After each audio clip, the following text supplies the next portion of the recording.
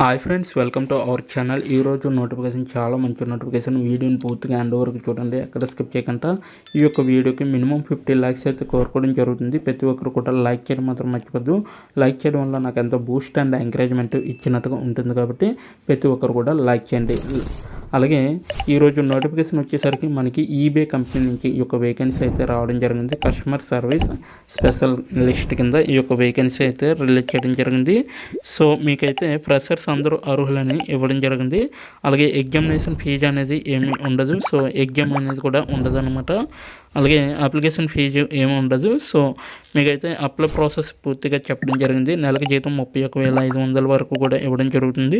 చక్కగా ఇంటి నుంచి వర్క్ అనేది చేసుకోవచ్చు అనమాట. ప్రతి ఒక్కరు కూడా అప్లై చేయండి. సో మన ఛానల్కి కొత్తగా వస్తే ప్రతి ఒక్కరు కూడా తప్పకుండా సబ్స్క్రైబ్ చేసుకొని దాని పక్కన ఉన్న బెల్ ఐకాన్ అయితే క్లిక్ చేయండి. అప్పుడే నేను పెట్టిన ప్రతి వీడియో కూడా మీ వరకు నోటిఫికేషన్ రూపంలో వస్తుంది. ఇక లేట్ చేయకుండా నోటిఫికేషన్ పూర్తి డీటెయిల్స్ ఇప్పుడు మనం తెలుసుకుందాం.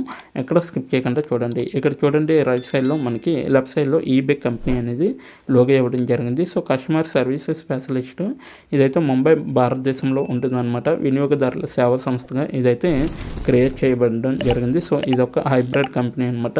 ఇప్పుడే దరఖాస్తు చేసుకోండి. ఎలా దరఖాస్తు చేసుకోవాలో నేను వీడియో ఎండింగ్లో చెప్పడం జరిగింది. ఎక్కడ స్కిప్ చేయకుండా చూడండి.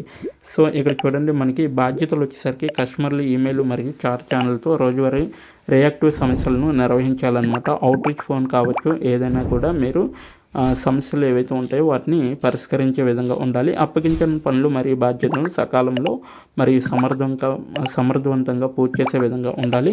వ్యాపార లక్ష్యాలను సాధించడానికి ఇతర బృందంతో సభ్యులతో సహకరించే విధంగా ఉండాలి. జట్టు పనితీరు మరియు ప్రక్రియలను మెరుగుపరచడంలో కూడా సహాయపడే విధంగా మీరు కార్యక్రమాలను కూడా సహాయం చేసే విధంగా ఉండాలి. నిర్దేశిత లక్ష్యం ప్రకారం టర్న్ రౌండ్ మరియు డెలివరీ నాణ్యతను చేరుకునే విధంగా ఉండాలి. వాటిని అధిగమించే విధంగా కూడా ఉండాలి. సో వివరాల కోసం ఒక కన్ను కలిగి ఉండాలన్నమాట. సో ఒక కన్ను వేయాలన్నమాట ప్రతి డేటా కోసం కూడా. సో నిర్వహించిన ప్రక్రియలు ఏవైతే ఉంటాయో ఎస్ఎల్ఏ అవుట్లుక్ ఈసీ ప్రకారం పనిచేసుకెళ్ళే సామర్థ్యం అనేది ఉండాలి. సో లోప సమీక్ష, తొలగింపు మరియు ఈఎంబీజీ కేసు సమీక్ష వేలం, సాంకేతిక సమస్యలు, ఉపపత్తి సమస్యలు మరియు ప్రమాణాల మరియు విక్రయాల వృద్ధికి ఆటంకం కలిగించే విధాన సంబంధిత సమస్యలపై విక్రేతలు మరియు ఖాతా నిర్వాహకులకు విశ్వసనీయ సలహాదారుగా వ్యవహరించాలన్నమాట మీరు. అలాగే వృద్ధి మరియు విక్రయాలపై ఏదైనా ఈబే నిర్దిష్ట అవరోధం ఉన్న వ్యాపారాలకు సంబంధించిన సమస్యలను పరిష్కరించే విధంగా ఉండాలి. సో పై పాయింట్లోనే ఇక్కడ తెలపడం జరిగింది. లోప సమీక్షలు కావచ్చు, తొలగింపు కావచ్చు, ఈఎంబీజీ కేసు సమీక్ష కావచ్చు, అలాగే చర్య సాంకేతిక సమస్యలు కావచ్చు, ప్రమాణాలు మరియు విధాన సంబంధిత సమస్యలు ఏవైనా కావచ్చు, వాటితో సహా ఇది కూడా మీరు చేసే విధంగా అయితే ఉండాలనేసి వీళ్ళైతే చెప్పడం జరుగుతుంది. వ్యాపారాలకు శిక్షణ ఇచ్చే విధంగా ఉండాలి. తద్వారా సమస్యలు ఏవైతే ఉంటాయో వాటి విధానంలో భవిష్యత్తులో వారి వ్యాపారానికి ఆటంకం కలిగించు అనమాట. సో మరియు ఎగవేతకు వాస్తవానికి సంబంధించిన పరిష్కారానికి విరుద్ధంగా కూడా ఉండదన్నమాట. సో చురుకైన విధానాన్ని అభివృద్ధి చేయడంలో వారికి సహాయపడే విధంగా ఉండాలన్నమాట. సో సహాయపడతాయి ఎక్కువగా ఈబే సాధనాలు మరియు లేదా ప్రామాణిక ప్రక్రియల సేకరణతో సహా మీరైతే వర్క్ చేయవలసి ఉంటుందన్నమాట. అలాగే త్వరిత పరిష్కారానికి సహాయం చేయడానికి అంతర్గత భాగస్వాములు, సలహాదారులు, విధాన రూపకర్తలు మరియు సాంకేతిక బృందంతో పరస్పర చర్య చేయగలిగే విధంగా ఉండాలి.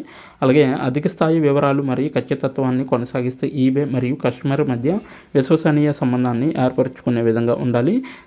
ఖాతా మేనేజర్ మరియు కీలక వాటాదారులతో సమయానుకూల ఫలితాలను ఎంచుకునే విధంగా ఉండాలి. సో ఉత్తేజకరమైన ప్రత్యేకమైన సమస్య ప్రశ్న పని కోసం రోజువారీ హ్యాండిల్స్తో బృందంతో నేర్చుకోవడాన్ని భాగస్వామ్యం చేయగలిగే విధంగా ఉండాలి. అలాగే కస్టమర్ సమస్యల పట్ల సానుభూతితో ఉండాలి. అలాగే మరియు పరిష్కారం వరకు యాజమాన్యంతో సేవ చేయాలని దాపరికం కొరకు ప్రదర్శించే విధంగా ఉండాలి. కొన్నిసార్లు ఈబే మరియు లేదా కస్టమర్ తరపున వాదించడానికి కూడా మరి చర్చలు మరియు ప్రభావాన్ని ఉపయోగించగలిగే విధంగా ఉండాలి. నిర్వహణకు కస్టమర్ అభిప్రాయాన్ని సంగ్రహించి అందించే విధంగా ఉండాలి.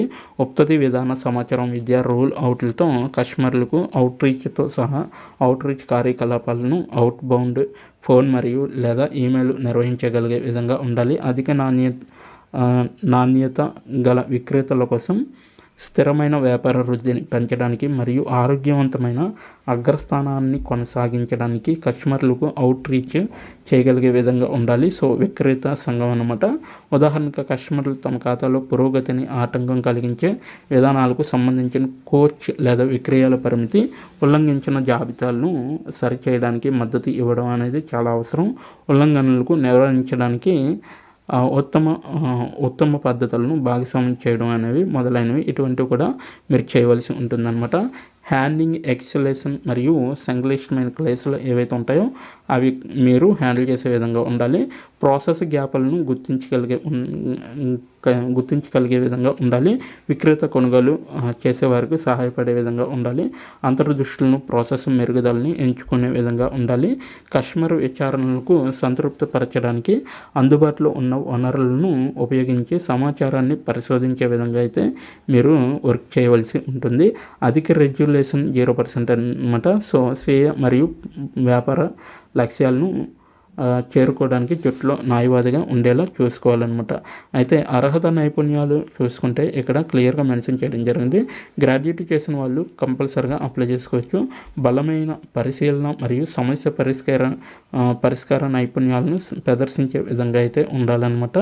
ఫ్లెక్సిబుల్గా మరియు త్వరగా మార్పులకు అనుగుణంగా ఉండే సామర్థ్యంతో సహా మల్టీ టాస్కింగ్లో నైపుణ్యం అనేది మీకు ఖచ్చితంగా ఉండాలి. ఎంఎస్ ఆఫీసు ముఖ్యంగా పీపీటీ మరియు ఎక్సెల్ గురించి నిపుణుల పరిజ్ఞానం అనేది మీకు కలిగి ఉండాలన్నమాట. డేటా వివరణ మరియు నాణ్యత అంతర్దృష్టి అవగాహన ఈ పాత్రలో విజయం సాధించడానికి అదనపు ప్రయోజనం అనేది ఇవ్వడం జరిగింది. సో జట్టు వాతావరణంలో బాగా పనిచేయగల సామర్థ్యం మరియు ఇతరులతో సమర్థవంతంగా సహకరించే విధంగా ఉండాలన్నమాట. అద్భుతమైన సమయ నిర్వహణ, బలమైన కమ్యూనికేషన్ మరియు వ్యక్తుల మధ్య నైపుణ్యాలు అనేవి మీకు తెలిసి ఉండాలి. సో ఇవి కూడా మీకు ఇది ఒక బాధ్యత కింద సో మీ యొక్క రెస్పాన్సిబిలిటీస్ అన్నమాట ఇవన్నీ కూడా.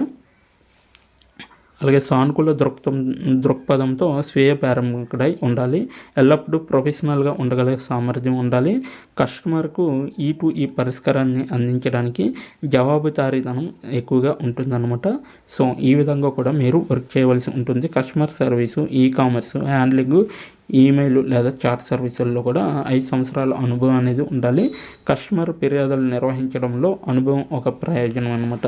సో ఇవన్నీ కూడా మీకు చెప్పడం జరుగుతుంది. సో వీళ్ళైతే ఎటువంటి ఆశించట్లేదు, ఎవరైనా కూడా అప్లై చేసుకోవచ్చని వీళ్ళైతే ఇక్కడ చెప్పడం జరిగింది. సో నెక్స్ట్ వన్ వచ్చేసరికి ఇదైతే రిమోట్ అనమాట. సో యునైటెడ్ స్టేట్స్ HANM మినహాయించి అనమాట. సో ప్రతి ఒక్కరు కూడా అప్లై చేసుకోవచ్చు అనేసి వీళ్ళైతే చెప్పడం జరుగుతుంది అనమాట. సో ఎలా అప్లై చేయాలో ఇప్పుడు తెలుసుకుందాం. దీని యొక్క అప్లికేషన్ లింక్ మన ఈ వీడియో కింద డిస్క్రిప్షన్ బాక్స్లో ప్రొవైడ్ చేయడం జరిగింది. అక్కడికి వెళ్ళి మీరు డైరెక్ట్గా అప్లై చేసుకోవచ్చు అనమాట. ఇప్పుడు ఎలా అప్లై చేయాలో మనం తెలుసుకుందాం.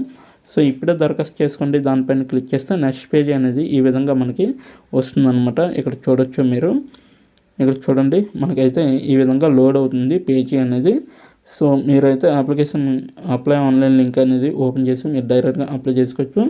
మీరు దరఖాస్తు చేస్తున్నారు అనేసి ఇక్కడ ఉంది కదా. సో కస్టమర్ సర్వీస్ స్పెషలిస్ట్ అనేసి నా సంవత్సరం, నా అనుభవం, అప్లికేషన్ పేషన్లు. సో నా సంవత్సరం అంటే మీ యొక్క డీటెయిల్స్ అనమాట. నా అనుభవం అంటే మీ యొక్క ఎక్స్పీరియన్స్ అనమాట. అప్లికేషన్కి పేషన్లు ఏవైతే ఉంటాయో వాటిని మీరు ఫిల్ చేసి ఫైనల్గా సబ్మిట్ చేయాలన్నమాట. సో ఇక్కడైతే మీరు అప్లై విత్ లింక్డ్ఇన్ అనేసి ఉంది కదా. సో లింక్డ్ఇన్ ద్వారా కూడా మీరు అప్లై చేసుకోవచ్చు. లేదనుకుంటే మీరు రెజ్యూమ్ ద్వారా కూడా అప్లై చేయొచ్చు అనమాట. సో మీ యొక్క రెజ్యూమ్ 1 MBలో ఉండాలి. సో డాక్ఎక్స్లో కానీ, డాక్యుమెంట్లో కానీ, పీడిఎఫ్లో కానీ మీరు అప్లై చేసుకోవచ్చు. సో లేదనుకుంటే మీరు డైరెక్ట్గా అప్లై చేయాలనుకుంటే ఇక్కడ పైకి స్క్రోల్ చేసుకుని వెళ్తే మీకు డైరెక్ట్గా ఇక్కడ నా సంవత్సరం అనేది ఉంటుంది. మీ యొక్క దేశం ఎంచుకోండి, ఇచ్చిన పేరు, అలాగే ఇంటి పేరు, అలాగే స్థానిక ఇంటి పేరు, చిరునామా లైను, నగరం, పోస్టల్ కోడ్, రాష్ట్రము, అలాగే ఈమెయిల్ చిరునామా, దేశం pin code, phone number, phone పొడిగింపు, అలాగే మా గురించి నీకు ఎలా తెలిసింది అనేది కూడా ఎంచుకొని మీరు తర్వాత దానిపైన క్లిక్ చేస్తే నా సమాచారం అయిపోయి నా అనుభవం అనేది వస్తుందన్నమాట. సో దాంట్లో కూడా మీరు మీ యొక్క అనుభవాన్ని షేర్ చేయండి. దాని తర్వాత అప్లికేషన్ పేషన్లో వస్తాయి. అప్లికేషన్ పేషన్లో మీరు డైరెక్ట్గా వాళ్ళు ఏ క్వశ్చన్స్ అయితే అడుగుతారో అవి ఇచ్చి ఆన్సర్ చేసి సబ్మిట్ చేయొచ్చు అనమాట. సో విత్ ఇన్ ఫ్యూ డేస్లోనే మీకు రిప్లై రావడం వస్తుంది. సో అప్పటి వరకు వేచి చూడాలి. ఇప్పటి వరకు వీడియోని వాచ్ చేసినందుకు చాలా చాలా థ్యాంక్స్ ఫర్ వాచింగ్.